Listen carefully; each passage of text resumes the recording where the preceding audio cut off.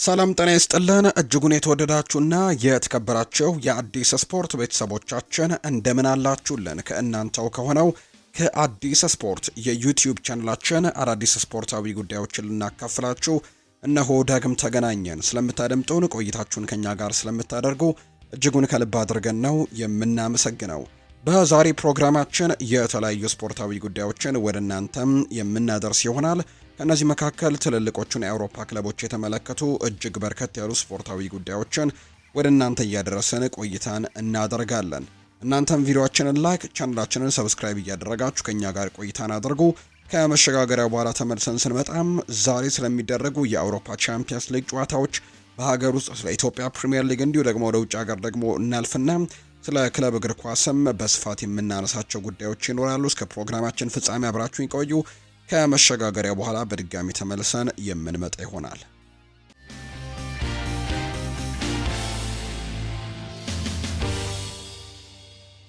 የሀገር ውስጥ መረጃን በማስቀደምን ጀምር። የኢትዮጵያ ፕሪሚየር ሊግ ጨዋታዎች ትላንትና ቀጥለው ተደርገዋል። በሲቢኢ የኢትዮጵያ ፕሪሚየር ሊግ መርሃ ግብር ኢትዮጵያ መድን ከሀዲያ ሆሳዕና ጋር ያደረጉትን ጨዋታ ትላንትና 2-1 በሆነ ውጤት ነው ማሸነፍ የቻሉት። የኢትዮጵያ መድንን የማሸነፊያ ግብ አለን ካይዋና ዳግም ንጉሴ በራሱ ላይ ማስቆጠር ሲችሉ ለሀዲያ ሆሳዕና ተመስገን ብርሃኑ ከመረብ ጋር ያሳረፈው ተጫዋች ነው። የኢትዮጵያ ፕሪሚየር ሊግን ኢትዮጵያ መድን 4 ነጥቦችን የሰበሰበው 10ኛ ደረጃ ላይ ተቀምጧል። ቀሪ ጨዋታዎች ይኖሩታል ተብሎ ይታሰባል። ምክንያቱም የአፍሪካ ቻምፒየንስ ሊግ ተሳትፎ ላይ እንደነበር የምናስታውሰው ነው። ሀዲያ ሆሳዕና 2 ነጥቦችን ነው መሰብሰብ የቻለው። በቀጣይ ኢትዮጵያ መድን ከአርባ ምንጭ ከተማ ነው ጨዋታውን የሚያደርገው። ሀዲያ ሆሳዕና በአንጻሩ ከሸገር ከተማ ጋር ጨዋታውን ያደርጋል። ሌላኛው ትናንትና በተደረገው ጨዋታ ሸገር ከተማ ቅዱስ ጊዮርጊስን ማሸነፍ ችሏል። አዲስ አዳጊው ክለብ ሸገር ከተማ ከቅዱስ ጊዮርጊስ ጋር ያደረገውን የሊግ ጨዋታ 1-0 በሆነ ውጤት ነው ማሸነፍ የቻለው። የሸገር ከተማን የማሸነፊያ ግብም ያሬድ መኮንን ነው ከመረብ ጋር ያሳረፈው።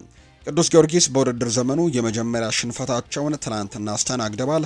ሸገር ከተማ የመጀመሪያ ድሉን ነው በአንጻሩ ያሳካው። በሌላ መርሃ ግብር ሐዋሳ ከተማ ከመቀሌ ሰባ እንደርታ ጋርም ያደረጉት ጨዋታ 3-1 በሆነ ውጤት አሸንፈዋል። ሐዋሳ ከተማዎች የሐዋሳ ከተማን የማሸነፊያ ግብም ጌታነህ ከበደ 2 ጎሎችን ማስቆጠር ሲችል ያሬድ ብሩክ ቀሪውን ጎል ማስቆጠር ችሏል። ለመቀሌ ሰባ እንደርታ ደግሞ ሱሌይማን ሐሚድ ነው ኳስና መረብን ማገናኘት የቻለው። ወደ ውጭ ሀገር ስፖርታዊ መረጃዎቻችን በቀጥታ እናምራም። ዛሬ የአውሮፓ ቻምፒየንስ ሊግ እጅግ በጣም ተጠባቂ ጨዋታዎች ቀጥለው የሚደረጉ ነው የሚሆነው። ዛሬ በአውሮፓ ቻምፒየንስ ሊግ 4ኛ ዙር ጨዋታዎች ናቸው የሚደረጉት። ከነዚህ መካከል ዛሬ ከሚደረጉት መካከል ሊቨርፑል እና ሪያል ማድሪድ የሚያደርጉት ጨዋታ በጣም በትልቁ ከሚጠበቁ ጨዋታዎች መካከል አንደኛው ነው። እንዲሁ ፓሪስ ሰን ዠርሜን እና ባየር ሚኒክ የሚያደርጉት ጨዋታ ዛሬ የሚጠበቀው ሌላኛው መርሃ ግብር ይሆናል ተብሎ ይታሰባል። በቅደም ተከተል እናንሳቸው። ዛሬ ጨዋታዎች የሚደረጉሽ ምሽት 2 ሰዓት ከ45 ሲል 2 ጨዋታዎች ይደረጋሉ። ከዛ ውጭ ግን ምሽት 5 ሰዓት ሲል ደግሞ በርከት ያሉ መርሃ ግብሮች ናቸው የሚደረጉት። ዛሬ ምሽት 2 ሰዓት ከ45 ሲል የሚደረጉት 2 ጨዋታዎችን ስንመለከት ናፖሊ በሜዳው እንግዲህ ዲየጎ አርማንዶ ማራዶና ስቴዲየም የጀርመኑን ክለብ አይንትራክ ፍራንክፈርትን የሚያስተናግድበት ጨዋታ ይደረጋል። ናፖሊ ባለፈው ዙር በጣም አስደንጋጭ የሚባል ሽንፈት በፒኤስቪ አይንድሆቨን ደርሶበት እንደነበር የምናስታውሰው ጉዳይ ነውና ዛሬ ያንን ውጤት ቀልብሶ ለመምጣት በትልቁ እንቅስቃሴዎችን ያደርጋል ተብሎ ይጠበቃል። ነገር ግን ከጀርመኑ ክለብ አይንትራክ ፍራንክፈርት ቀላል ፍልሚያ ይጠብቀዋል ተብሎ አይታሰብም። ይህ ጨዋታ ምሽት 2 ሰዓት ከ45 ሲል የሚደረግ መርሃ ግብር ነው። ሌላኛው እንዲሁ ምሽት 2 ሰዓት ከ45 ሲል የሚደረገው መርሃ ግብር ስላቪያ ፕራና አርሰናል የሚያደርጉት ጨዋታ ነው። አርሰናል እንግዲህ በአውሮፓ ቻምፒየንስ ሊጉ ሁሉንም 3ቱንም ጨዋታዎች ካሸነፉ ጥቂት በጣት የሚቆጠሩ ቡድኖች መካከል አንደኛው ነው። በውድድሩ እስካሁን አንድም ያክል ጎል አልተቆጠረበትም። አትሌቲኮ ማድሪድን፣ ኦሎምፒያኮስን፣ አትሌቲክ ቤልባውን ቢገጥምም እስካሁን ግን አንድም ጎል ያልተቆጠረበት ቡድን ነው። ዛሬ ደግሞ በመጠነኛ ቀለል ካለ ተጋጣሚ ምናልባት ከሜዳ ውጭ ካልሆነ በስተቀር ዛሬ ከስላቪያ ፕራግ ጋር ግን አርሰናል ምሽት 2 ሰዓት ከ45 ሲል ጨዋታውን የሚያደርግ ነው የሚሆነው። እነዚህ 2 ጨዋታዎች ምሽት 2 ሰዓት ከ45 ሲል የሚደረጉ ናቸው። ምሽት 5 ሰዓት ሲልም በርከት ያሉ ጨዋታዎች ይደረጋሉ። አትሌቲኮ ማድሪድ በሜዳው ኤር ዋንዳ ሜትሮፖሊታኖ አሬና ከሮያል ኡኒየን ሴንት ግሎይሴ ጋር ጨዋታውን ያደርጋል። ሌላኛው ቦዶ ግሊምትና ሞናኮ ጨዋታቸውን ያደርጋሉ። ዩቬንቱስ አዲስ የቀጠረው ሉቺያኖ ስፓሌቲን በአሰልጣኝነት የቀጠለው ዩቬንቱስ የመጀመሪያ የአውሮፓ ቻምፒየንስ ሊግ ጨዋታቸውን ከዩቬንቱስ ጋር ያደርጋሉ ዛሬም። ተጋጣሚያቸው ደግሞ የፖርቱጋሉ ክለብ ስፖርቲንግ ሊዝበን ነው። በቱሪን የሚደረግ መርሃ ግብር ነው። ሌላኛው ኦሎምፒያኮስ እና ፒኤስቪ አይንድሆቨን የሚያደርጉት ጨዋታ ይጠበቃል። ኦሎምፒያኮስ ባለፉት ጨዋታዎች ከበድ ያሉ ተጋጣሚዎች ደርሰውት እንደነበር እናስታውሳለን። ዛሬ በመጠነኛ የተሻለ ተጋጣሚን ያገኛል። እንግዲህ በኖቲንግሃም ፎረስቱ ባለቤት ኢቫንጀሎስ ማሪናኪስ እንግዲህ ባለቤትነት የሚተዳደረው ኦሎምፒያኮስ ዛሬ በሜዳው በግሪክ ነው ይህንን ጨዋታ ከፒኤስቪ አይንድሆቨን ጋር የሚያደርገው።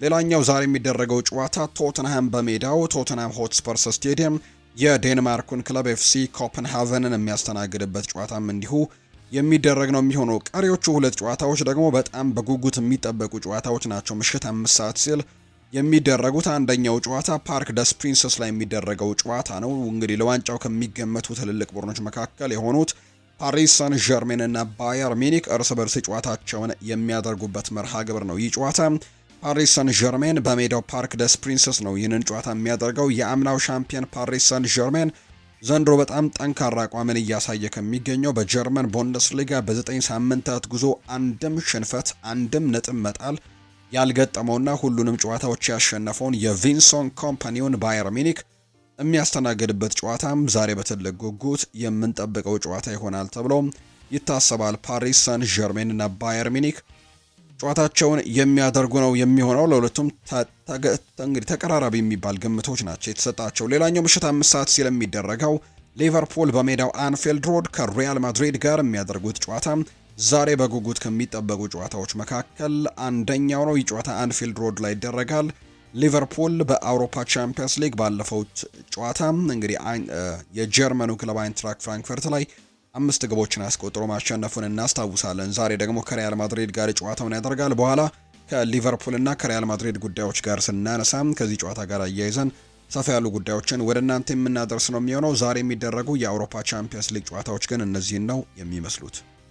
ማንቸስተር ዩናይትድን ደግሞ የተመለከቱ ጉዳዮችን ወደ እናንተ እናደርስ። ማንቸስተር ዩናይትድ ተፎካካሪ መሆን ይጠበቅበታል ተብሏል።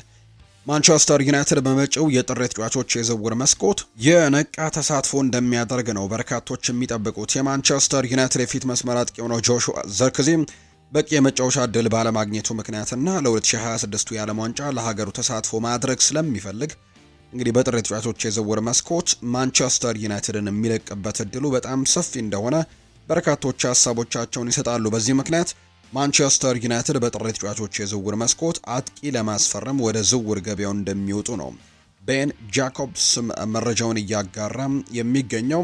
የማንቸስተር ዩናይትድ የበላይ አካላቶች የሳልዝበርጉን የፊት መስመር አጥቂ ካሪምንም እንዲሁ ለማስፈረም ቀዳሚ ምርጫቸው እንደሚያደርጉት ነው ዘገባዎች የሚያሳዩት። በተጨማሪም የ18 ዓመቱን ታዳጊ ካሪምን ለማስፈረም ሪያል ማድሪድም ፉክክር ውስጥ እንዳለ ጭምር ዲፌንሳ ሴንትራል የተባለው የመረጃ ምንጭ ነው በትልቁ እያጋራ የሚገኘው። ሌላኛው እንግዲህ ከማንቸስተር ዩናይትድ ጋር እየተያዘ የሚገኘው ስም በርካቶችን ያስገረመው ነው። በጥር ተጫዋቾች የዝውውር መስኮት ሉካስ ፓኬታ ከዌስትሃም ዩናይትድ ጋር የሚለያይበት እድሉ እንዳለ በርካቶች ያነሳሉ። ፋብሪዚዮ ሮማኖ እንዳነሳው ከሆነ ሆኖም ግን አብዛኞቹ ከማንቸስተር ዩናይትድ ጋር እየተያዙ እየጠየቁት እንደሚገኝ ነው የገለጸው። በርካቶች የተጫዋች ከማንቸስተር ዩናይትድ ጋር ስሙ ይያያዛል ብለው ፋብሪዚዮ ሮማኖ ላይ ጥያቄዎችን አቅርበዋል። እስካሁን ባለው ዩናይትድ ፓኬታን ለማስፈረም ተጨባጭ እንቅስቃሴን እያደረገ አይደለም። ማንቸስተር ዩናይትድ ከተጫዋቹ ጋርም ሆነ ከክለቡ ጋር እስካሁን አንዳችም ንግግሮችን አላደረገም። ወደፊት የሚፈጠረውን እናያለን፣ ነገር ግን እስካሁን ባለው ለማወቅ የቻልኩት ይህንን ነው ሲል ፋብሪዚዮ ሮማኖ መረጃውን አጋርተዋል። ፓኬታን ከጥራቱና ከሚናው አንጻር በጣም ጥሩ አማራጭ ሊሆን ይችላል፣ ነገር ግን በገንዘብ ጉዳይ ዌስትሃም ዩናይትድ ተጫዋቹን በነፃ ወይም በትንሽ ገንዘብ በጭራሽ እንደማይለቁት ነው ፋብሪዚዮ ሮማኖ መረጃውን እያጋራ የሚገኘው። ሩበን አሞሪም የጥር ተጫዋቾች የዝውውር መስኮትን በተመለከተም ለማንቸስተር ዩናይትድ የውስጥ ኃላፊዎች እንዲሁ ደግሞ በይፋ ፍንጮችን እየሰጠ እንዳለ ጭምር ነው መረጃዎች እያሳየ የሚገኙት። የማንቸስተር ዩናይትድ ቦርድም በውስጥ ከሩበን አሞሪም ጋር ውይይት መጀመሩን ነው ፋብሪዚዮ ሮማኖ ከቀናት በፊት ጀምሮ እንግዲህ ንግግሮችን እያደረጉ እንዳለ ዘገባዎችን ሲያወጣ የቆየው። ሩበን አሞሪም በጥር ተጫዋቾች የዝውውር መስኮት ስለሚፈጠሩት እድሎችና ብዙ መጫወት የሚፈልጉ እንደ ኮቢ ማይኖ፣ ጆሹዋ ዘርክዚ ያሉ ተጫዋቾችን በተመለከተ ከቦርዱ ጋር መነጋገሩን ይፋ ተደርጓል። ሩበን አሞሪም የጥር ተጫዋቾች የዝውውር መስኮትን በተመለከተ የዝውውር መስኮቱ ይከፈታል፣ የሆነ ነገር ልናደርግ እንችላለን በማለትም በቅርቡ ባደረገው ቃለ ምልልስ ላይ በይፋ ተናግሮ እንደነበር የምናስታውሰው ጉዳይ ነው። በተጨማሪም ሩበን አሞሪም ለአጭር ጊዜ የሚሆኑ ተጫዋቾችን አልፈልግም በማለትም ቃል በቃል መናገሩ የሚታወስ ነውና ማንቸስተር ዩናይትድ በጥር ተጫዋቾች የዝውውር መስኮት ተጫዋቾችን ሲያመጣ ለረጅም ጊዜ አቅዶ እንደሚያመጣ ጭምር ነው በዚሁ ቃሉ ላይ ፍንጭ የሰጠው። በመሆኑም ሩበን አሞሪም ለአጭር ጊዜ የሚሆን ተጫዋቾችን በጭራሽ እንደማይፈልግ ሲጠቁም አንድ ተጫዋች ለዩናይትድ የሚፈርመው የረጅም ጊዜ አማራጭ ሊሆን እንደሚችል ከታመነበት ብቻ እንደሆነ ፋብሪዚዮ ሮማኖ መረጃውን እያጋራ ይገኛል። ቤንጃሚን ሼስኮ ከራስመስ ሆይለንድ የበለጠ ተስማሚ ተጫዋች ነው ብሏል ሳሙኤል ሉሃርስት ባጋራው መረጃ። የማንቸስተር ዩናይትድ ሰዎች ስሎቬኒያዊው የፊት መስመር ተጫዋች ቤንጃሚን ሼስኮ በቅርብ ዓመታት ውስጥ በዩናይትድ ቤት ይሳካለታል የሚል ከፍተኛ እምነት ነው ያላቸው። ተጫዋቹ ከቀድሞ የማንቸስተር ዩናይትድ የፊት መስመር ተጫዋች ራስመስ ሆይለንድም በተሻለ ለሩበን አሞሪም ቡድን እጅግ ተስማሚ ነው የሚባል አይነት ተጫዋች እንደሆነና እምነትም እንደተጣለበት ጭምር በማንቸስተር ዩናይትድ ሰዎች ዘንድም በትልቁ ይታመናል ብሏል ሳሙኤል ሉሃርስት በመረጃው። በተጨማሪም ቤንጃሚን ሼስኮ ከራስመስ ሆይለንድ በተቃራኒ እጅጉን ወን ያለውና ሜዳ ላይም ተነሳሽነት ሊፈጥር የሚችል አይነት ተጫዋች እንደሆነ ጭምር ይታመናል ነው ያለው ዘገባው። በተያዘው መንገድ መቀጠል አለብን ብሏል ቤንጃሚን ሼስኮ ሲናገር። 3 ነጥቡን ፈልገን ነበር፣ ሆኖም ግን አንዱን በዚህ ሳምንት ማሳካት ችለናል። እየተሻሻልን ለመቀጠል ዝግጁ ነን። ደጋፊዎቻችን ለድጋፋችሁ ልናመሰግናችሁም እንወዳለን ሲልም ጭምር ነው ቤንጃሚን ሼስኮ በኢንስታግራም ገጹ ላይ ሀሳቡን ያጋራው። በጆሹዋ ዘርክዚ ግን ደስተኞች እንደሆኑ ይነገራል። የማንቸስተር ዩናይትድ ሰዎች በተለይ የማንቸስተር ዩናይትድ ስታፍ አባላት ምንም እንኳን የተገደበ ሚና በጨዋታ ወቅት እየተሰጠው የሚገኘው ጆሹዋ ዘርክዚ ነገሮችን በአውንታዊ መልኩ በመመልከቱ ደስተኞች እንደሆኑ ነው መረጃዎች የሚያሳዩት። የስታፍ አባላቱ ጆሹዋ ዘርክዚ ጸባዩን ሳይቀይር በአውንታዊ መልኩ በመቆየቱ ተደንቀዋል። በተለይም እሱ የኖቲንግሃም ፎረስቱ ጨዋታ ከመጀመሩ በፊት ከመልበሻ ክፍል መውጫው ላይ ተገኝቶ የቡድን አጋሮቹን ገብቶ ጨዋታውን ማሸነፍ እንዳለባቸው በመናገር ሲያበረታታ ከተመለከቱት በኋላ በሱ ባህሪ እጅጉን መደነቃቸውና እንደወደዱት ጭምር ነው የተገለጸው። በዙሪያው የሚመለከቱት ሰዎች እንደሚናገሩት ከሆነ እሱ ሙሉ በሙሉ ትኩረቱ ሳይበተን ተነቃቅቶ ነው ያለው። እሱ ዙሪያው ላይ ብዙ ነገሮች ቢኖሩም የቡድን ውስጥ የመሪነት ሚና ግን እየተጫወተ ይገኛል ሲልም ጭምር ነው ሳምስ የተናገረውና በርካቶች ይህ ተጫዋች እያሳየ የሚገኘው ነገር አስደናቂ ነው ሲሉ ጭምር ነው የተናገሩት። ሜዳ ላይ ድሎች ሳይሰጡት ነገር ግን ለቡድኑ ከሜዳ ውጪም እያበረከተ ያለው ነገር እንግዲህ ባህሪውን ሳይቀይር ማድረጉ በርካቶችን አስገርሟል። የማንቸስተር ዩናይትድ ባለስልጣናት በጥር ተጫዋቾች የዝውውር መስኮት ሊኖር ስለሚችለው እንቅስቃሴ ከወዲሁ ከአሰልጣኝ ሩበን አሞሪም ጋር መክረዋል። የማንቸስተር ዩናይትድ ከፍተኛ ባለስልጣናት የሆኑት ኦማር ቤራድ እና ጄሰን ዌልኮክስ በጥር የዝውውር መስኮት የሩበን አሞሪምን አዲስ ተጫዋችም ሊያስፈልገው የሚችል ከሆነ በምን መንገድ ወደ ቡድኑ ሊቀላቀል ይገባል በሚለው ጉዳይ ላይ ከፖርቱጋላዊው አሰልጣኝ ጋር ውይይቶችን ያደርገዋል። ከዚህ በተጨማሪ በቂ የመሰለፍ ዕድልን እያገኙ ባልሆኑት የቡድኑ ተጫዋቾች ዙሪያ ላይም በቀጣይ ምን ሊፈጠር እንደሚችል በሚለው ዙሪያ ላይ ውይይቶችን አካሂደዋልና በቀጣይ በጥር ተጫዋቾች የዝውውር መስኮት ማንቸስተር ዩናይትድ በጣም በትልቁ በንቃት ሊሳተፍ የሚችልበት እድሉ ሰፊ እንደሆነ ጭምር ነው ፋብሪዚዮ ሮማኖ መረጃውን እያጋራ የሚገኘው። ሴሽኮ ዩናይትድ በክረምቱ ካስፈረማቸው እንደ ኩኛና ኤምቤሞ ካሉ የፊት መስመር ተጫዋቾች ጋር ሲነጻጸር የወረደ አቋምን አሳይቷል ብሏል። ጋሪ ኔቭል ነው ይህንን ሀሳብ የተናገረው።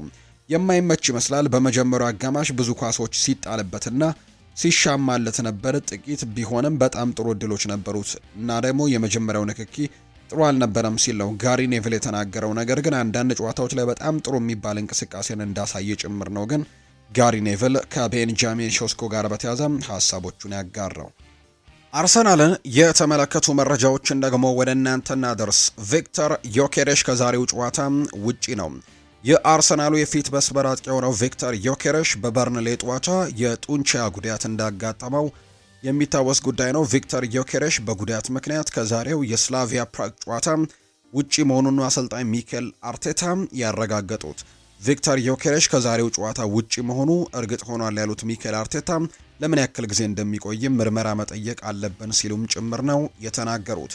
አሰልጣኝ ሚኬል አርቴታ አክለውም እሱ ከዚህ በፊት እንዲሁ እንግዲህ ከዚህ ጋር በተያያዘ ሀሳቦቹን ሰጥተዋል። የጡንቻ ጉዳት አጋጥሞት ስለማያውቅ ሁኔታው አስጨንቆናልም ሲልም ጭምር ነው የተናገረው አሰልጣኝ ሚኬል አርቴታ። ሉዊስ አልሜዳ ዳኩና ናኒ ስለ ቪክተር ዮኬሬሽ ይናገራል። የቀድሞ የማንቸስተር ዩናይትድ ሌጀንድ ፖርቱጋላዊው ሉዊስ ናኒ ቪክተር ዮኬሬሽ የውድድር ዓመቱ ክስተት የሆነ ተጫዋች ይሆናል ሲል ነው የገለጸው። ቪክተር ዮኬሬሽ ፕሪሚየር ሊጉን የሚፈልገው አይነት ተጫዋች ነው አውቃለሁ። ቪክተር ዮኬሬሽ ከሌላ ሊግ እንደሚመጣ፣ ነገር ግን እሱ ተክለሰውነቱ የእሱን አጫወት ስትመለከቱ በሱ ረገድ የተሟላ የፊት መስመር አጥቂ ነው። ማንም ተጫዋች ከሌላ ሊግ ወደ ፕሪሚየር ሊግ ሲመጣ ሊጉን ለመላመድ ይቸገራል። ይህ ደግሞ ሁላችንም ላይ ያጋጠመን ነገር ነው። አሁን ከቡድን አጋሮቹ ጋር በደንብ እየተዋሃደ ሊጉንም በሚገባ መልመድ ችሏል። ቪክተር ዮኬሬሽ በየሳምንቱ ለአርሰናል ጎል ማስቆጠር የሚያስችል ቁመና ላይ ይገኛል። ጎል ባያስቆጠር እንኳን ለጎል አመቻችቶ ለቡድን አጋሮቹ አሲስቶችን ያደርጋል። ለቡድን አጋሮቹ የጎል እድልም ሆነ የመጫወቻ ቦታ እንዲያገኙ እድል ይፈጥርላቸዋል ነው ያለው። እሱ ሜዳ ላይ ሙሉ 90 ደቂቃን እየሮጠ የሚጫወት ተጫዋች ነው። ወርክ ሬቱም የተለየ ተጫዋች ነው። በዚህ ሰዓት የሊጉ ተከላካዮች ስጋት መሆን ችለዋል።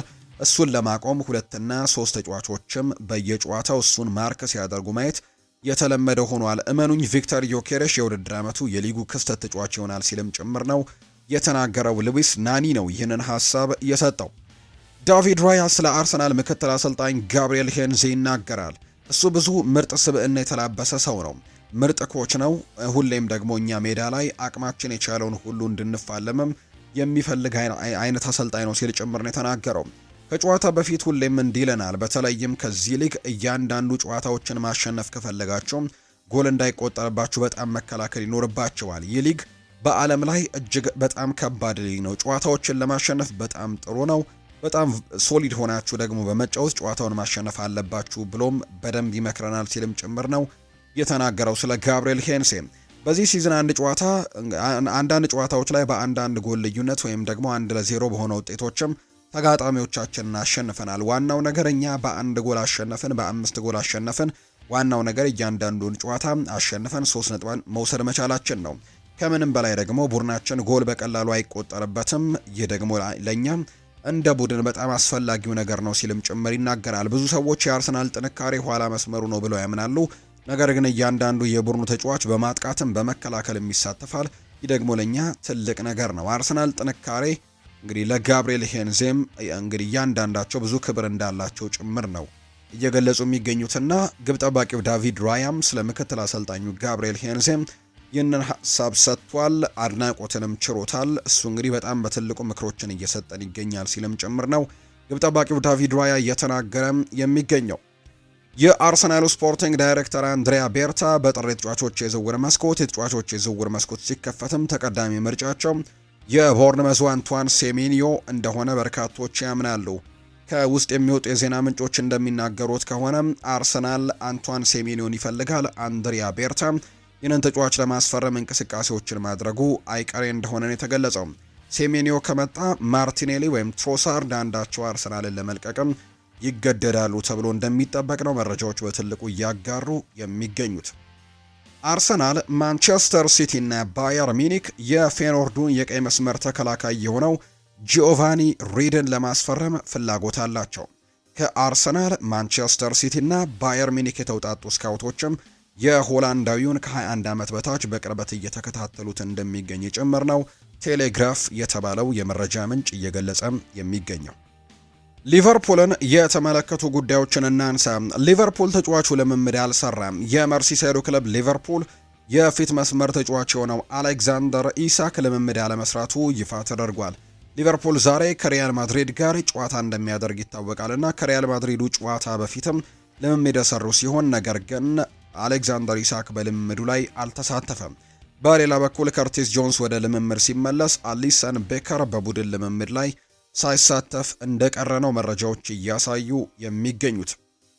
ማንቸስተር ሲቲንም በዚሁ እንመልከት። ሃላንድን ማቆም አይቻልም ብሏል የቦርንመዙ አምበል ዴቪድ ብሩክስ። ከጨዋታው በኋላ ሃላንድን ማቆም የማይቻል ነው ሲል አስተያየቱን ሰጥቷል። በዚህ ሳምንት ካደረጉት ጨዋታ በኋላ በራሳችን አጨዋወትም ጫና ለመፍጠር ሞክረናል የሚለው ተጫዋቹ፣ ነገር ግን ማንቸስተር ሲቲ ኳስ በመቆጣጠር ጥሩ ተጫውቷል ሲልም ነው የተናገረው። በመጀመሪያው አጋማሽ ብዙ እድሎችን ፈጥረናል፣ ነገር ግን እነሱ ከፊት አስፈሪ አጥቂ ያላቸው፣ ኳስ ካገኘ ትልቅ ስጋትም እንደሆነ ጭምር ለመግለጽ ወዳለው ሃላንድና እሱን እንግዲህ ማቆም በጣም ከባድ እንደሆነ ጭምር ነው እየተናገረም የሚገኘው ጆን ብሩክስ ነው ይህንን ሀሳብ እየሰጠም የሚገኘው። ሌላኛው የሚነሳው ሀሳብ ደግሞ አርሰናል ጎል ይገባበታል ብለን ተስፋ እናደርጋለን ብሏል ፔፕ ጓርዲዮላ።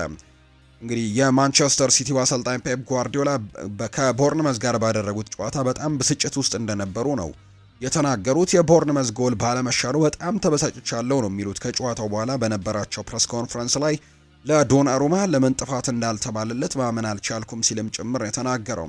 አክለውም አንዳንድ ውሳኔዎችን ለመረዳት ቀላል አይደለም፣ በጣም ይከብዳል፣ ጎሉ ለምን እንዳልተሻረም አልገባኝም ሲሉ ጭምር ነው የተናገሩት። ስለ አርሰናል ያነሱት ጓርዲዮላ አርሰናል የሆነ ቀን ላይ አንድ ጎል እንደሚቆጠርበት ተስፋ እናደርጋለን ብሏል። ቀጣይ ሳምንት የምንጫወተው ከሊቨርፑል ጋር ነው። እነሱ ባለፈው 10 ዓመታት ውስጥም ትልቁ ተፎካካሪያችን ነበሩ ሲልም ነው ጓርዲዮላ የተናገረው።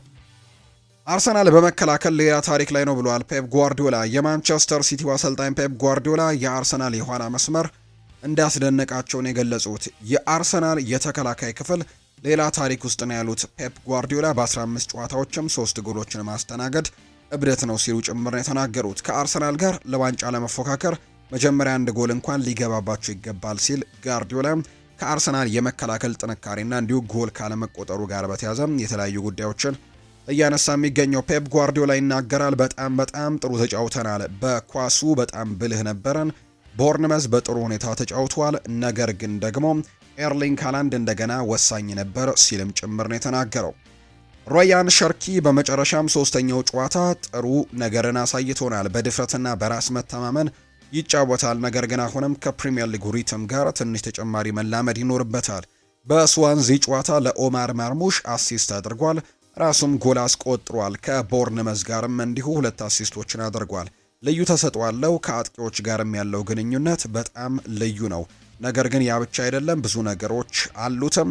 እናም ከሱ ደግሞ ምን እንደምንፈልግም በትክክል መረዳት እንደምንጀምርም ተስፋ አደርጋለሁ ብሏል። አሁን ላይ ከፊፋ ዓለም አቀፍ ረፍት በፊት የመጨረሻ ፕሪሚየር ሊግ ጨዋታችን በ10 ዓመታት ውስጥ ከትልቁ ተቀናቃኛችን ከሊቨርፑል ጋር በጥሩ ሁኔታ እናደርጋለን ሲል ፔፕ ጓርዲዮላም ይናገራል። ሁላችንም ስለ ቸርኪ ልዩ ብቃት እናውቃለን። ስለዚህም ከሱና ከሌሎች የቡድኑ አባላትም ምርጡን ለማግኘትም መሞከር አለብን።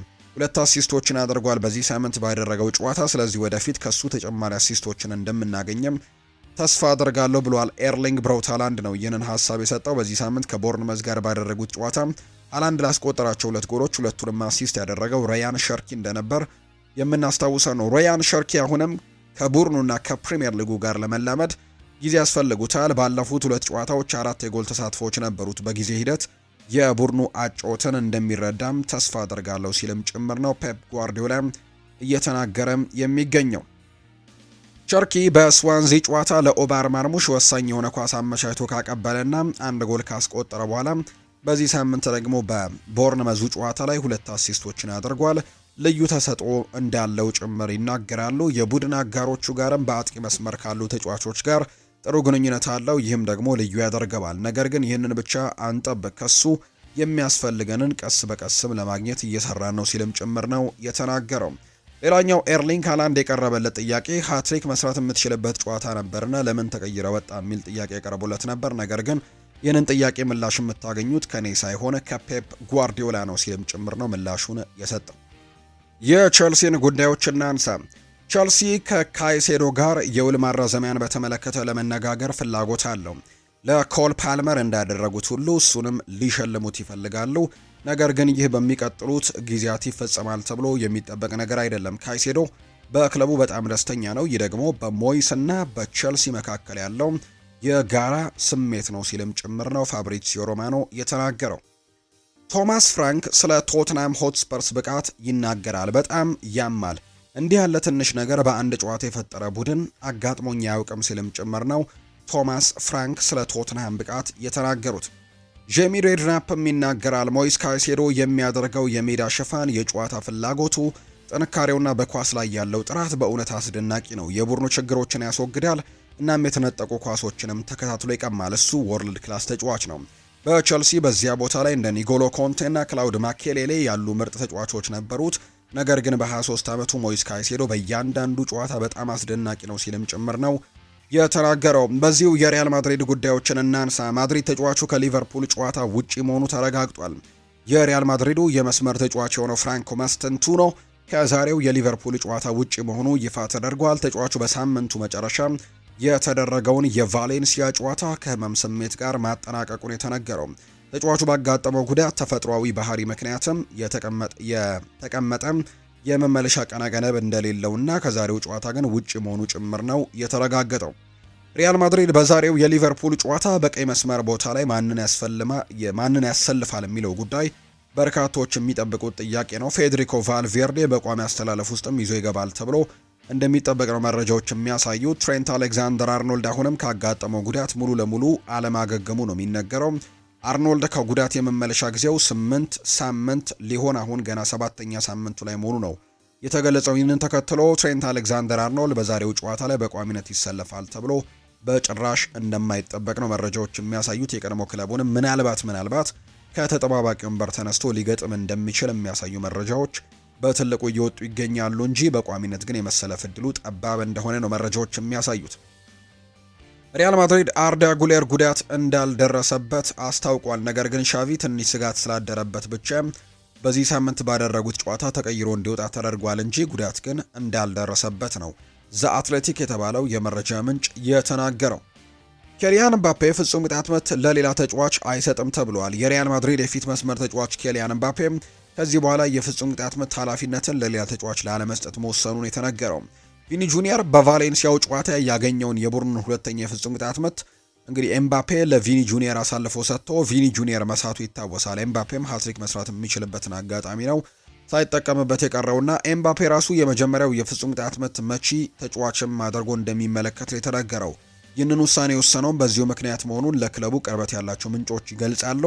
ቡድኑ በአንድ ጨዋታ ሶስት እንግዲህ ፍጹም ቅጣት ምቶችን ቢያገኝ እንኳን ኬሊያን ምባፔ ሁሉንም እንደሚመታ ጭምር ነው እየተገለጸ ከዚህ በኋላም የሚገኘው።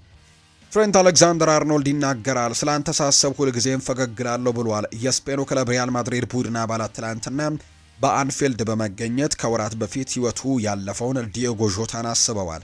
የሪያል ማድሪዱ አሰልጣኝ ሻቪ አሎንሶ እንዲሁ ስፔናዊው ተጫዋች ዲን ሃውችሰንም ተገኝተው እንደነበር ነው የተገለጸው። በተጨማሪም የቀድሞ የቡድን አጋሩ ትሬንት አሌክዛንደር አርኖልድም በስቴዲየሙ ተገኝቶ አበባና መልእክትም አስቀምጧል። አርኖልድ ባስቀመጠው መልእክትም ሁልጊዜም ስላንተ ሳስብ እና የተጋራናቸውን ትዝታዎች ሳስታውስ ፈገግላለሁ ሲልም ጭምር ነው የተናገረው። በየቀኑም ትናፍቀኛለህ ሲል ለዲዮጎ ዦታ እንግዲህ ህልፈቱን ተከትሎ ትላንትና በሜዳው አካባቢ ተገኝቶም እንዲሁ የአበባ እንዳስቀመጠና መልእክትም እንዳስቀመጠ ጭምር ነው የተገለጸው። ሻቪ አሎንሶም ሐሳቡን ሰጥቷል። ጨዋታው የአውሮፓ ደርቢ ነው ብሏል። የማድሪዱ አሰልጣኝ የመሆን አንዱ ምክንያትም ፍሎሪያን ቬርትስ ነው ሲልም ጭምር ይናገራል። የማድሪድ አሰልጣኝ ለመሆኔ ትልቁ ምክንያት ቬርትስ ነው። ቬርትስ በባየር ሌቨርኩዘን ይህንን የመሰለ ምርጥ አቋሙን ባያሳይ ኖሮ እኔም አልታወቅም ነበር ሲል ጭምር ይናገራል። የሪያል ማድሪዱ አሰልጣኝ ሻቪ አሎንሶ የዛሬው የሊቨርፑል የቻምፒየንስ ሊግ ጨዋታ ታሪካዊ ሲል ነው የሰየመው። የዛሬው ጨዋታ ታሪካዊና የአውሮፓ ደርቢ ነው ያሉት ሻቪ አሎንሶ ሊቨርፑል የትልቅ ታሪክ ባለቤት ክለብ ነው ሲልም ጭምር ይናገራል። ጨዋታው ደጋፊዎችን ለመመልከት በጉጉት ከሚጠብቋቸው ጨዋታዎች አንደኛው ነው ሲል አሰልጣኝ ሻቪ አሎንሶ ተናግሯል። በሊቨርፑል ያሳለፍኳቸው ዓመታት ፍሬያማ ነበሩ። እንደ አሰልጣኝና ተጫዋችም ብዙ አግዘውኛል። ሻቪ አሎንሶ ስለ ቀድሞ ተጫዋቻቸው ፍሎሪያን ቬርትስ ያነሱት እንግዲህ ሲናገሩ እሱ እንደሚሳካለት ጥርጣሬ የለኝም፣ የጊዜ ጉዳይ ብቻ ነው ሲሉ ጭምር ነው የተናገሩት። አክለውም እሱ ትልቅ አቅም፣ ስብዕናና የተፎካካሪነት መንፈስ ያለው የተለየ ተጫዋች ነው። የሪያል ማድሪድ አሰልጣኝ ከመሆኔ ምክንያቶችም አንደኛው እሱ ነው። አመስጋኝ ነኝም ሲልም ጭምር ነው የተደመጠው። ይህንን በተመለከተ ነው ሐሳቡን የሰጠው። ትሬንት አሌክዛንደር አርኖልድም እንዲሁ ይናገራል። ህይወት በሪያል ማድሪድ ምን ይመስላል የሚል ጥያቄ ቀርቦለት ነበር። በሪያል ማድሪድ ውስጥ ያለው ህይወት ደስ የሚልና በጣም ጥሩ ነው። በሁሉም ነገር እየተደሰትኩኝ ነው። ሁኔታውን ከለመድኩትም ህይወት ጋር የተለየ ቢሆንም አሁን ላይ በጣም ጥሩ ስሜት ይሰማኛል። እዚህ ሁሉም ሰው በጥሩ ሁኔታ ተቀብለውኛል። እኔም አሁን ላይ እየተረጋጋሁ እንዲሁ ደግሞ የቡድኑ አካል እንደሆንኩኝም ይሰማኛል። በአጠቃላይ በሪያል ማድሪድ በጣም ደስተኛ ነኝ። ህልሜ እውን ሆኗል ሲልም ጭምር ነው የተናገረው። አርዳ ጉሌር በዚህ ሳምንት በተደረገው ጨዋታ ለሪያል ማድሪድ 75ኛ ጨዋታውን ማድረጉን ተከትሎ ሪያል ማድሪድ ለአሳዳጊው ክለብ ፌነርባቼ በውሉ መሰረትም 2 ሚሊዮን ዩሮ የሚከፍል ይሆናል። ሪያል ማድሪድ በቀጣይ 100 እና 125 ጨዋታዎች ላይ ሲደርስም ተመሳሳይ የገንዘብ መጠን ለፌነርባቼ የሚከፍል ይሆናል ተብሎ እንደሚጠበቅ ነው ዲያሪዮ አስ መረጃውን እያወጣም የሚገኘው። ጁድ ቤሊንጋም በዚህ የውድድር ዓመት በጣም ጥሩ ስሜት እንደሚሰማውና ትከሻውን ለመጠበቅም ምንም አይነት ጥንቃቄ እየወሰደ እንደማይጫወት ነው ለቡድን አጋሮቹ የተናገረው። ከፍጥነት ጋር እንደገና በነፃነት መንቀሳቀስ ይችላል። ባለፈው ዓመት ከህመሙ የተነሳ በውሳኔ አሰጣጡ ላይም ተጽዕኖ አሳድሮበት ነበር። አሁን ግን ከመቼውም ጊዜ በበለጠ ጥሩ ስሜት ይሰማዋል። ጁድ ሙሉ ብቁ ከሆነ ከዚያም ሪያል ማድሪድ ቡድን ጋርም አዲስ ደረጃ ላይ ሊደርስ እንደሚችል ያምናል። በማድሪድ የመጀመሪያ ውድድር ዘመን ካሳለፈው ድንቅ የውድድር ዓመት በላይም የተለየ ደረጃ ላይ ለመድረስም ዝግጁ እንደሆነ ጭምር ነው የተነገረው። ኤንድሪክ ከ167 ቀናት በኋላ በሪያል ማድሪድ ዳግም ተጫውቷል። ኤንድሪክ በቫሌንሲያው ጨዋታ ላይ ኬሊያን ኤምባፔን ቀይሮ ነው ወደ ሜዳ የገባው። ሻቪ አሎንዞ ከጉዳት ከተመለሰ በኋላ ሜዳ ላይ መጫወት ላልቻለው ብራዚላዊ በዚህ የውድድር ዓመት የመጀመሪያ ጨዋታውን ቀይሮ በማስገባት ታክቲኩን እንዲላመድ እድል ሰጥቶታል። ሻቪ አሎንዞ ከጨዋታው በኋላ ከዚህ በፊት ልጠቀምበት እፈልግ ነበር፣ ነገር ግን የጨዋታው ሁኔታ አልፈቀደልኝም በማለት ነው የተናገረው። የኤንድሪክ ወደ ሜዳ መመለስ ለሱ እንደ ጥሩ ዜና ሊሆን ይችላል። እስከ ሰኔ 2026ም ወደ ሊዮን በውሰትን ሊዘዋወር የሚችልበት እድልም እየተወራ ሲሆን ይህም ተጨማሪ የመጫወቻ ደቂቃዎችን መጫወት እንዲችልም ያደርገዋል፣ በተለይም በዩሮፓ ሊግ ላይ ስለሚሳተፉ። በትከሻው ላይ ጉዳት አጋጥሞት እንኳን ራሱን ለአደጋ መጣሉ ቀዶ ጥገናውን ለክለቡ ግልጋሎትም የመስጠት ውሳኔውን አጥንቶት ከቀጠለ በኋላ አሁን ላይ የቤሊንጋም ፈጠራ ከአስደናቂው የአካል ብቃት እንቅስቃሴው ጋር ለመታየት ችሏል። ቤሊንጋም ሪያል ማድሪድ ካደረጋቸው ያለፉት 2 ጨዋታዎች ላይ በሁለቱም ያልተለመዱና ተለዋዋጭ 290 ደቂቃዎችን ያሳለፈው። ከባርሴሎና ጋር ባደረገው ጨዋታ በአብዛኛው በቀኝ ክንፍ ሲጫወት የቆየ ሲሆን ከቫሌንሲያ ጋር በነበረው ጨዋታ ደግሞ ወደ ግራ በማቅናትም ለቡድኑ ቨርሳታይል የሆነ ግልጋሎትን ሰጥቷል። ጁድ ከቪኒና ከኤምባፔ ጋር ያለው የጋራ መግባባትም የሪያል ማድሪድ እግር ኳስን በቀን ወደ ቀን ቢበልጥም የሚታይና ግልጽ ለውጦችም በደጋፊው ላይ እንዲሆን አድርጎታል ብሏል ማርካ የተባለው የመረጃ ምንጭ ነው የገለጸው። ማርካ እንዳጋራው መረጃ ከሆነ አልቫሮ ካሬራስ ሮቤርቶ ካርሎስን በርካቶች እያስታወሰ ነው። ካሬራስ በቫሌንሲያ ላይ ያስቆጠረው አስደናቂ ግብ በሁለቱም ደጋፊዎች ዘንድ የሮቤርቶ ካርሎስን ወርቃማ ቀናትን እንዲያስታውሱ አድርጓቸዋል። ከደርቢው በኋላ የተተቸው ስፔናዊው ግራ ተከላካይ ለሪያል ማድሪድ የመጀመሪያውን ጎል ባስቆጠረበት ምሽትም በዙሪያው የሚነሱትን ጫጫታዎች በማስወገድ በራስ መተማመን ስሜቱን ቀስ በቀስም እያገኘ እንደሚገኝ ጭምር ነው የተናገረው። ፌዴሪኮ ቫልቬርዴ ተከላካይ አይደለም ሲል ማርካ በትላንትናው ዕለት በይፋ በፊት ገጹ ላይ ርዕስ ተጠቅሞበታል። ነገር ግን ፌዴ ከፈለገ ግን ለማንም ምንም ነገር ሳይናገር የቡድኑ ምርጥ ተከላካይ መሆን ይችላል ተብሎ ነው የሚታሰበው። ይህንን ለማድረግ የሚያስችል ፍጥነት፣ ድሪብል፣ ረጅም ፓሶች፣ ሹቶች፣ ሁሉንም ነገር ያሟላ ተጫዋች ነው። ምናልባትም ፌዴሪኮ ቫልቬርዴ መጫወት ከሚፈልገው የመሃል ሜዳ ስፍራ ባለፈ በዚያ ቦታ ላይ ደግሞ አልፎ አልፎ ሲል ሊጫወት የሚችልበት አጋጣሚዎች አሁንም ሰፊ ናቸው። ፌዴ አካላዊ እይታውና እንዲሁ ደግሞ ከዊንግ ፖስት ጋርም ደግሞ ሙሉ በሙሉ ይዛመዳል። ነገር ግን ሁሉም ሰው እስካሁን ያልተመለከተለት ጥያቄ ይህ ቦታ የፌዴሪኮ ቫልቬርዴ የወደፊት ዕጣ ፈንታ ይሆናል የሚለው ጥያቄ ግን በርካቶች እያነሱን ነው። ሻቪ አሎንዞ በተደጋጋሚ እዛ ቦታም እየተጠቀመው እንደሚገኝና በመሃል ሜዳ ላይ ደግሞ አማራጮች በስፋት መኖራቸው ምናልባት ፌዴሪኮ ቫልቬርዴ ወደዛ ቦታ ሺፍት ሊያደርግ ነው የሚሉ ጥያቄዎች እየተነሱ ነው። ሻቪ አሎንዞ ባለፈው ሳምንት ላደረገው ነገር ቪኒ ጁኒየርን ይቅር ብሎታል። በሳንቲያጎ ቤርናቢው ደጋፊዎችም ድጋፍ ሊሰጠው የነበረው ቪኒ ጁኒየር ለዓመታት ሪያል ማድሪድን ለቀው ውጣ ሲሉት ከነበሩት የእግር ኳስ ባለሙያዎች ጋርም ምንም አይነት ግንኙነት እንደሌለው ለክለቡ ያለውን ፍቅርም በተለያዩ አጋጣሚዎች እየተገለጸ ነው። የመጨረሻው ክርክር የነበረው በኤል ክላሲኮ ጨዋታ ላይ ሲቀየር ያስመለክተው ያልተገባ ድርጊት ነበር። ነገር ግን ሻቪ ድርጊቱን በይቅርታ በማለፍ ተጫዋቹን ላለመቅጣት ወስኗል። ቪኒ በአንዳንድ ጊዜያትም ቢሆን ጥሩ እንቅስቃሴዎችን ያስመለክታል። ነገር ግን አንድ ነገር ብቻ ከአእምሮ ማውጣት አለበት፣ እሱም የፍጹም ቅጣት ምቶችን መርሳት ይኖርበታል ብሏል ማርካ በመረጃው። ቪኒ ብዙ ጥንካሬዎች ያሉት፣ ነገር ግን የፍጹም ቅጣት ምቶችና የቆሙ ኳሶችን በእርግጠኝነት ግን እሱ የሚጠቀምበት እድል በጣም አነስተኛ እንደሆነ ጭምር ነው ማርካ የተባለው የመረጃ ምንጭም በተደጋጋሚ መረጃዎቹን እያጋራም የሚገኘው።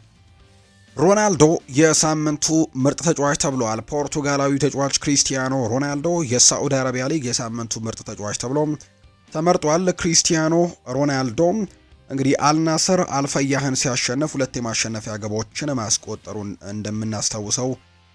የምናስታውሰው ጉዳይ ነው። 2 የማሸነፊያ ግቦችን አስቆጥሯል። በሌላ ዜና ክሪስቲያኖ ሮናልዶ በተሰጠው ረፍት ምክንያትም አልናስር ከህንዱ ክለብ ጋው ጋርም በሚያደርገው የቻምፒየንስ ሊግ ጨዋታ ላይም እንደማይሳተፍ ጭምር ነው መረጃዎች የወጡት። የሳምንቱ ግን ምርጡ ተጫዋች ተብሎ ተመርጧል። ሮናልዶ ይናገራል። ቢሊየነር ከሆንኩኝ በጣም ቆየሁኝ ብሏል። ሮናልዶ ከእውቁ ጋዜጠኛ ፒርስ ሞርጋን ጋር ያደረገው ቃለ ምልልስ የመጀመሪያው ክፍል በዛሬው ዕለትም ይለቀቃል ተብሎ ይታሰባል። ሮናልዶ በቃለ ምልልሱ ቢሊየነር ስለመባሉ የተጠየቀ ሲሆን ቢሊየነር የሆንኩት አሁን ሳይሆን ከበርካታ ዓመታት በፊት ነው ብሏል። ጫማውን ስለ መስቀል የጠየቀው ሮናልዶም ያንን ሳስብ ምናልባትም አለቅሳለሁ ሲል የተናገረው ሮናልዶ በቃለ ምልልሱ ያነሳቸዋል ተብሎ ከሚጠበቁ ሀሳቦች መካከል ስለ ቢሊየነርነቱ፣ ስለ ዲየጎ ዦታ ህልፈት፣ ስለ ጫማ መስቀል፣ ስለ ዶናልድ ትራምፕ የማሊያ ስጦታ፣ አርሰናል የሊጉን ዋንጫ ያነሳ እንደሆነም ተጠይቆ እንደነበርም ጭምር ነው የሚናገረው። ሩኒ ሜሲ የተሻለ ነው እንግዲህ ባለው ሀሳብ ላይ አልስማማም ብሏል ሮናልዶ። እንግሊዛዊው የቀድሞ ተጫዋች ዌይን ሩኒ ክሪስቲያኖ ሮናልዶ አልጠላውም፣ ነገር ግን ሊዮኔል ሜሲ ይበልጣል ሲል ተናግሮ እንደነበር የምናስታውሰው ጉዳይ ነው። ስለ ዌይን ሩኒ አስተያየት የጠየቀው ክሪስቲያኖ ሮናልዶ ችግር የለውም፣ ነገር ግን እኔም አልስማማም ሲልም ጭምር ነው የተናገረው። ሮናልዶ አክሎ ትሁት ለመሆን ብዬ ሊዮኔል ሜሲ የተሻለ ነው አልልም በማለትም ጭምር ይናገራል። ሮናልዶ የሰጠው ሙሉ አስተያየትም በዛሬው ቃለ ምልልሱ ላይ ለተመልካቾች ይቀርባል ተብሎ ነው የሚጠበቀው። የቶትንሃም ተጫዋቾች ይቅርታ ጠይቀዋል። ቶትንሃም በቸልሲ በተሸነፈበት ጨዋታ በኋላ ሚኪ ቫንደቬን እና ጄድ ስፔንስ አሰልጣኛቸውን ለማናገር ፍቃደኛ አልነበሩም። አሰልጣኝ ቶማስ ፍራንክ ተጫዋቾቹን ለመጨበጥ በሚሞክሩበት ወቅትም ሁለቱም ተጫዋቾች ጥለዋቸው ወደ መልበሻ ቤት ሲገቡ ተስተውለው ነበር። ተጫዋቾቹ አሁን ላይ አሰልጣኝ ቶማስ ፍራንክ ቢሮአቸው በማቅናት ይቅርታ ጠይቀዋል። ሁለቱም ተጫዋቾች በግልና በጋራ የአሰልጣኙ ቢሮ በመገኘትም ለተፈጠረው ነገር ይቅርታ እንጠይቃለን ማለታቸውን የተሰማው አሰልጣኝ ቶማስ ፍራንክ በሰጡት አስተያየት መጥተው ይቅርታ በማለታቸው ደስ ብሎኛል በማለትም ነው የተናገረው። ጥሩ ውይይት አድርገናል፣ ነገር ግን ራሳችን ጋር ይቆያል። በተጫዋቾች ዝም መባል ገጥሞኝ አያውቅም፣ ያው ሰዎች ነን ሲልም ነው ቶማስ ፍራንክ የተናገረው።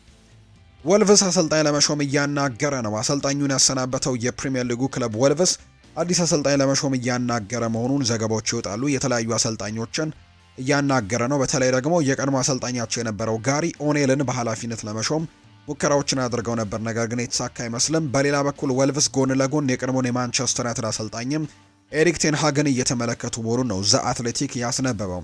የወልቭስ ኃላፊዎች የመጨረሻ ውሳኔያቸውን ይወስናሉ ተብሎ ይታሰባል። አሰልጣኝ ኤሪክ ቴን ሃግንም ማነጋገር ይፈልጋሉ ተብሏል። ነገር ግን የፕሪሚየር ሊጉ ክለብ ወልቭስ የቀድሞ አሰልጣኛቸው ጋሪ ኦኔልን ወደ ክለቡ ለመመለስ በንግግር ላይ መሆናቸው ተዘግቦ ነበር። ይሁን እንጂ አሁን ላይ ግን አሰልጣኝ ጋሪ ኦኔል ክለቡን የመረከብ የሚደረገው ንግግር ላይ ራሳቸውን እንዳገለሉ ነው የተገለጸው። የ42 ዓመቱ አሰልጣኝ ጋሪ ኦኔል ቡድኑን በአሁኑ ሰዓት መረከብ ለኔ ጥሩ አይደለም በሚል እምነት እንዳላቸው ነው የተገለጸው። የቀድሞ የማንቸስተር ዩናይትድ አሰልጣኝ ኤሪክ ቴን ሃግ ወልቭስ በእጩነት የያዛቸው ሌላኛው አሰልጣኝ መሆናቸውን የተነገረው። ወልቭስ እስካሁን ካደረጋቸው 10 የሊግ ጨዋታዎች ምንም ጨዋታ ያላሸነፈ ሲሆን በ2 ነጥብ 20ኛ ደረጃ ላይ የተቀመጠ ቡድን ነው። የኖቲንግሃም ባለቤት ለደጋፊዎች ድጋፍ ያደርጋሉ። የኖቲንግሃም ፎረስት ደጋፊዎች ወደ ለንደን በባቡር ሲጓዙ በባቡር ውስጥ እንግዲህ የተለያዩ ነገሮች ተፈጽሞባቸው እንደነበር ተገልጿል። የለንደን ነዋሪ የሆኑት ደጋፊዎች ክለቡ በሜዳው ከማንቸስተር ዩናይትድ ጋር ያደረገው ጨዋታን ተመልክተው ወደ ቤታቸው እየተመለሱ እንደነበር ነው የተገለጸው። በአንዳንድ ነገሮች ላይ እንግዲህ ደጋፊዎች ጉዳት ሲደርስባቸው ሁለቱ አስጊ ሁኔታ ላይ እንዳሉ ጭምር የተነገረው። የክለቡ ባለቤትም ኢቫንጀሎስ ማሪናኪስ በበኩላቸው ለዚህ ጥቃት እንግዲህ ለደረሰባቸው ሰዎችም የገንዘብ ድጋፍ እንደሚያደርጉና የሕክምና ወጪም እንደሚሸፍኑ ጭምር ነው የተነገረው። ፋቢኒሆ ለብራዚል ብሔራዊ ቡድን ጥሪ ቀርቦለታል። በሳዑዲ አረቢያ ሊግ በአልኢቲሃድ በመጫወት ላይ የሚገኘው ፋቢኒሆ ለብራዚል ብሔራዊ ቡድን ጥሪ ቀርቦለታል። የቀድሞ የሊቨርፑል ተጫዋች ፋቢኒሆ ከ3 ዓመታት በኋላ ለመጀመሪያ ጊዜ ከብራዚል ብሔራዊ ቡድን ጥሪ ደርሶታል። ብራዚል በቀጣይ የብሔራዊ ቡድኖች እረፍትም ከሴኔጋል ጋር እንዲሁ እና ደግሞ ከቱኒዚያ ጋርም የወዳጅነት ጨዋታዎችን ታደርጋለች ተብሎ ነው እንደሚጠበቅ መረጃዎች በትልቁ እየወጡ አሁን ላይ የሚገኙትና በቀጣይ እንግዲህ በምታደርጋቸው ጨዋታዎች ላይ በርከት ያሉ ተጫዋቾችን ጥሪ ያቀርባለች። በተለይ አሰልጣኝ ካርሎ አንቸሎቲ ጥያቄ አቅርበዋል። በግብ ጠባቂ ቦታ ላይ ቤቶ ኤደርሰን ሞራይስ እና ሁጎ ሶዛ ጥያቄ የቀረበላቸው ተጫዋቾች ናቸው። በተከላካይ ስፍራ ላይ አሌክሳንድሮ ቺዮ ሄንሪኬ፣ ዳኒሎ አይደር ሚሊታኦ እንዲሁ ደግሞ ፋብሪኮ ብሩኖ፣ ጋብሪኤል ማጋሌሽ፣ ሉቺያኖ ጁባ፣ ማርኪኒዮስ፣ ፓብሎ ሄንሪኬ እና ዌስሌ ጥሪ የቀረበላቸው ተጫዋቾች ናቸው። በአማካይ ስፍራ ላይ አንድሪያስ ሳንቶስ፣ ብሩኖ ጉማሬሽ፣ ካርሎስ ካሴሜሮ፣ ፋቢኒዮ እና ሉካስ ፓኬታ ጥሪ የቀረበላቸው ተጫዋቾች ናቸው። በአጥቂ መስመር ላይ ኤስቴቫኦ ዊሊያን፣ ዣኦ ፔድሮ፣ ሉዊስ ሄንሪኬ፣ ማታያስ ኩኛ፣ ሪቻርልሰን፣ ሮድሪጎ ጎሽ፣ ቪኒ ጁኒየር እና ቪክቶር ሮኪዮ ጥያቄ የቀረበላቸው ተጫዋቾች እንደሆኑ ነው መረጃዎቹ እየወጡ የሚገኙትና በቀጣይነት ተጫዋቾች ወደ ብሔራዊ ቡድን ስብስብ ይመለሳሉ ተብለው ይጠበቃል። ሌላኛው የምናነሳው ጉዳይ የመጨረሻው መረጃችን የምናደርገው ኤሊድ ኪፕቾጌን የተመለከተ ይሆናል። አንታርክቲካ ላይ መሮጥ እፈልጋለሁ ሲል ኤሊድ ኪፕቾጌ ይናገራል። አንጋፋው አትሌት ኪፕቾጌ ከታላላቅ የማራቶን ውድድሮች ራሱን ማግለሉን ይፋ አድርጓል።